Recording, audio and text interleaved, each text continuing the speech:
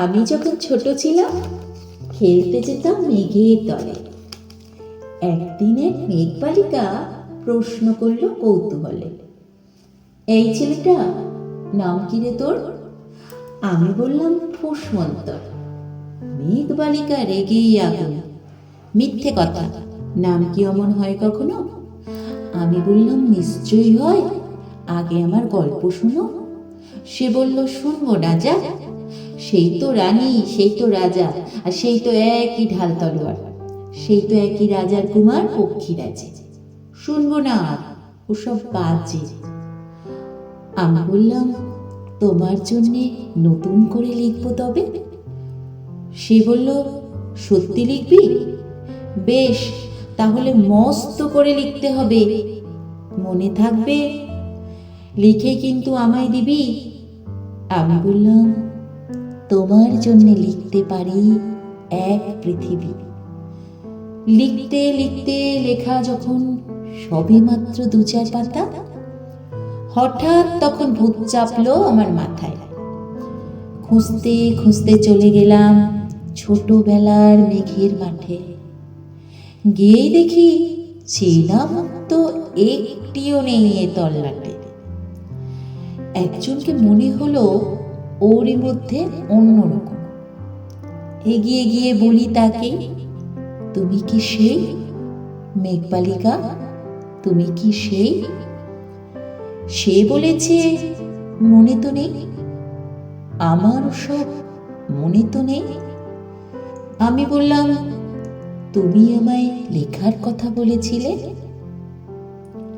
সে বলল সঙ্গে আছে, ভাসিয়ে দাও গাঁয়ের ছিলে।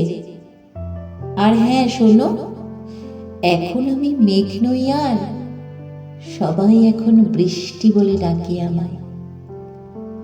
বলেই হঠাৎ এক পশলায় চুল থেকে নখ আমায় পুরো ভিজিয়ে দিয়ে অন্য অন্য বৃষ্টি বাদল সঙ্গে নিয়ে মিলিয়ে গেল খরস্রোতায়, মিলিয়ে গেল দূরে কোথায়, দূরে দূরে।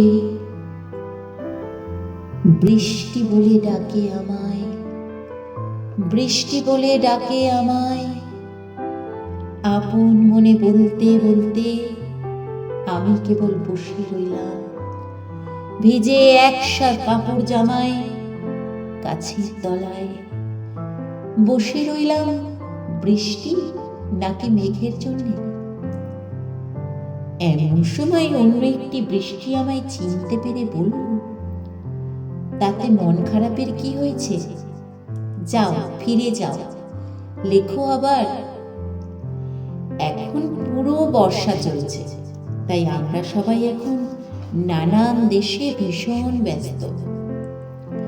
তুমিও যাও, মন দাওগে তোমার কাজে। বর্ষা থেকে ফিরে আমরা নিজেই যাব তোমার কাছে। এক পৃথিবী লিখবো আমি, এক পৃথিবী লিখবো বলে ঘর ছেড়ে সেই বেরিয়ে গেলাম। ঘর ছেড়ে সেই ঘর বাঁধলাম গহন বনে, সঙ্গী শুধু কাগজ কলম। একাই থাকবো, একাই দুটো ফুটিয়ে খাবো, 2-1 মুঠো ধুলো বালি যখন যারা আসবে মনে তাদের লিখব, লিখেই যাব।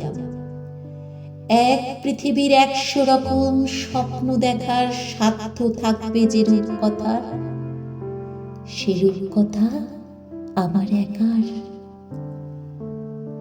ঘাড় গুঁজে দিন লিখতে লিখতে, ঘাড় গুঁজে রাত লিখতে লিখতে, মুছেছে দিন, মুছেছে রাত। যখন আমার লেখবার হাত অসাড় হলো, মনে পড়ল সাল কি তারিখ, বছর কি মাস, সেসব হিসেব আর ধরিনি। লেখার দিকে তাকিয়ে দেখি এক পৃথিবী লিখব বলে একটা খাতাও শেষ করিনি। সঙ্গে সঙ্গে ঝমঝমিয়ে বৃষ্টি এলো খাতার উপর, আমার আজীবনের লেখার উপর বৃষ্টি এলো এই অরণ্যে। বাইরে তখন গাছের নিচে নাচছে ময়ূর আনন্দিত, এগাছ ওগাছ উঠছে পাখি, বলছে পাখি এই অরণ্যে কবির জন্যে আমরা থাকি। বলছে ওরা কবির জন্যে আমরা কোথাও, আমরা কোথাও, আমরা কোথাও হার মানিনি। কবি তখন কুটির থেকে তাকিয়ে আছে অনেক দূরে, বনের পরে, মাঠের পরে, নদীর পরে, সেই যেখানে সারা জীবন বৃষ্টি পড়ে, বৃষ্টি পড়ে, সেই যেখানে কেউ যায়নি, কেউ যায় না কোনোদিনই। আজ সে কবি দেখতে পাচ্ছে সেই দেশে, সেই ঝর্ণা তলায় এদিক ওদিক ছুটে বেড়ায় সোনায় মোড়া মেঘ হরিণী, কিশোর বেলার সেই হরিণী।